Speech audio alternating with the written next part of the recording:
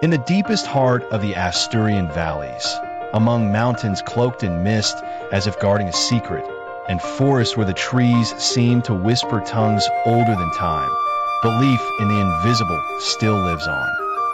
The old do not doubt it, and the young suspect it in silence. There are places where the world sheds its skin, places where unseen portals open, where the air is clearer and the light trembles in a different way. These are hidden corners of the woods, of rivers and rocks, where what many call the other side of the world resides. There, the Xanas live. They are not fairies like those painted in books.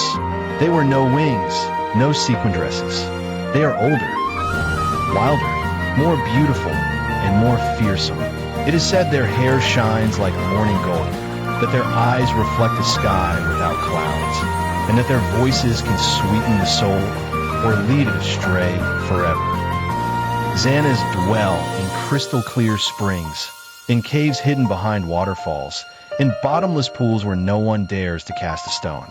They appear on the night of St. John, when the veil between what is and what might have been grows as thin as breath. That night, if one's heart is pure, they may be seen combing their hair at the water's edge, singing without words or offering. Sometimes, only sometimes, something more precious than gold. A healing flower, a promise, a second chance. But is never free.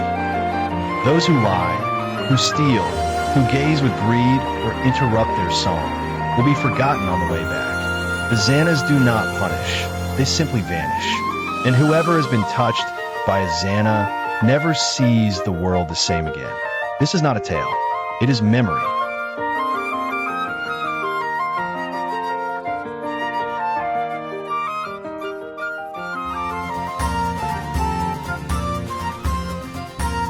Eduardo didn't believe much in such things until the fever in his mother touched the walls of his reason. That night, while the village laughed beside the bonfires, tossing wishes into the flames, and the girls leapt over the fire, giggling, an old woman approached and said, "In the pool of Folklore lives a Xana. She only shows herself on St. John's night. If you go, she may hear you. If not, you'll lose anyway."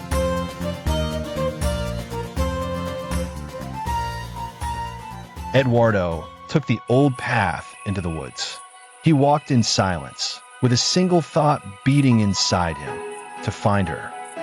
His mother lay sick at home, consumed by fever, and he'd surrendered to the tales of his childhood, those stories his mother once whispered when she still smiled, about how the Xanas appeared on St. John's night. And if it was all a lie, at least he would lose himself in a beautiful forest. The sky was dark, and the moon barely filtered through the clouds. But when he stepped under the arch of a gnarled oak, something changed. Suddenly the night turned to day, with a soft, golden clarity like the light before dawn, though the clock marked midnight. The ferns sparkled with dew like tiny stars, and the leaves glowed with a gentle green shimmer. Each step felt lighter, as if he no longer walked upon the earth. Then he heard a song, not human, a melody floating in the air like a river, singing in dreams. As he followed the voice, the light grew warmer, the air thinner, the sound sharper. The forest seemed a different place now, as if he had crossed a thin veil, a boundary made of lost years.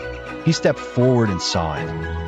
A clearing opened gently in the foliage, as if the ferns themselves feared to disturb something sacred.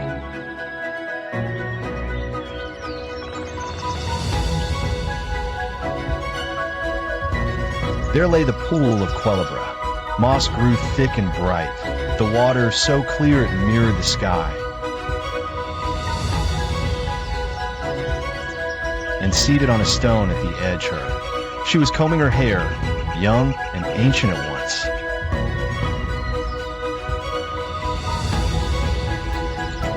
Her hair flowed like almond silk down her bare back, and the comb she used was pure gold. Her dress seemed woven from threads of mist, and the air around her shimmered like the surface of a lake.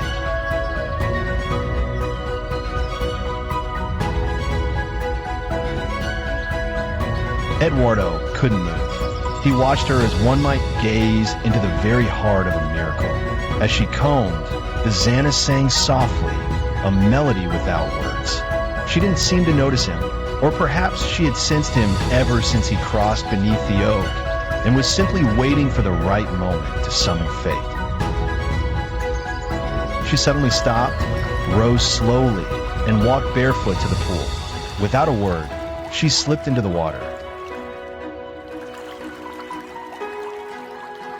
It embraced her like liquid glass and closed over her without a trace. Eduardo held his breath. He stepped forward, a twig cracked underfoot, the water stirred again.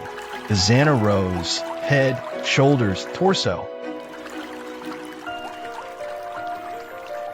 Water streamed down her hair like living silver. Her eyes met his, and though her face was still, her gaze smiled, as if it had all been a test, a game, a waiting.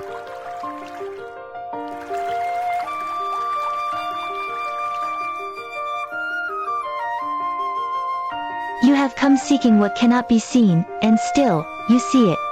Eduardo stepped out from the brush. I didn't come out of curiosity. I came because I have no other hope. She leaned on the stone, eyes never leaving his.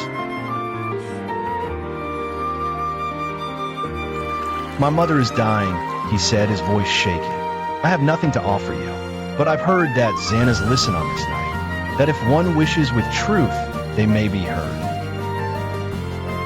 Many come for gold, beauty, power. You come for someone else. That changes things. There was no harshness in her eyes, only depth, like the lakes where lies drown. What if I wasn't good? What if the water you seek devoured you? I would lose her anyway. At least here I can believe there's another chance. She dipped her hand into the pool. From it, she pulled a small glass bottle, sealed with a moss stopper. This is living water. Just one drop. Just before dawn.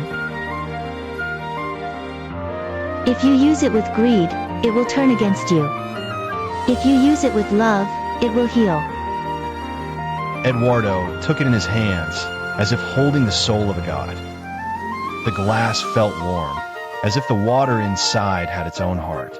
Why are you helping me? Because you have truly seen me. And because tonight, I don't want to be alone. She looked at him with sweetness and sorrow. A moment later, the Xana submerged again. This time not with stealth, but with the grace of someone returning home. The magic light began to fade, and with it, the clearing returned to darkness. But in Eduardo's hand, the little bottle still glowed like a beating heart. Eduardo couldn't recall the moment the Xana vanished for the last time, or when the water stilled like a mirror. He didn't know how his feet began to move again through the forest, nor how long he had walked, only that the air had changed. When he passed once more beneath the branches of the great oak, night fell upon him all at once.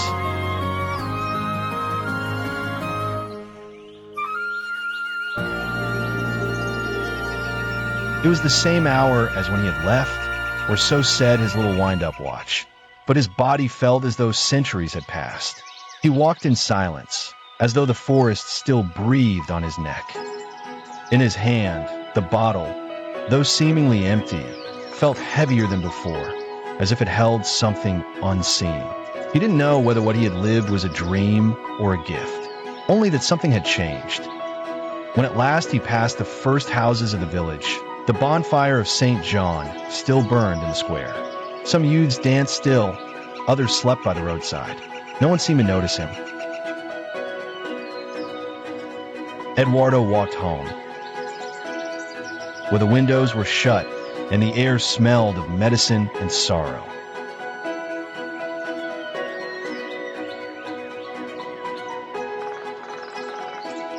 His mother slept. He sat beside her, placed the bottle on the table, and gazed at it. Something inside him told him to wait. That the Xana's gift was not immediate, but deep, So he waited. At dawn, when the first light touched the window frame, his mother opened her eyes.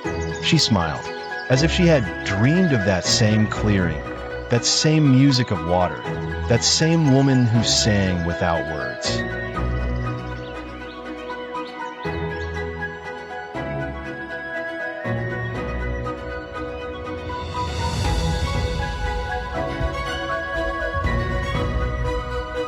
And then Eduardo understood.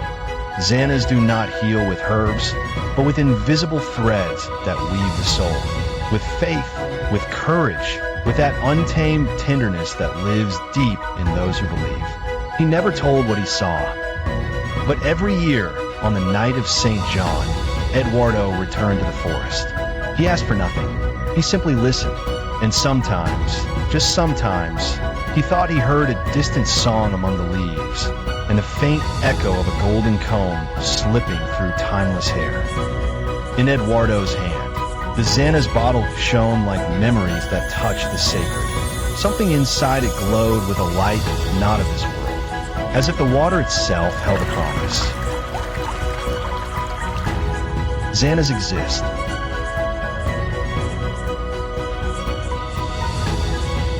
The old people of the valley know it. The trees feel it as they sway. And those who walk alone through the forest still dream of it in secret. Because in Asturias, this land of mists and songs, of pure rivers and wise rocks, belief never died. And as long as someone dares to cross the woods by night, offering hope to those who know how to see, the Xanas will keep appearing.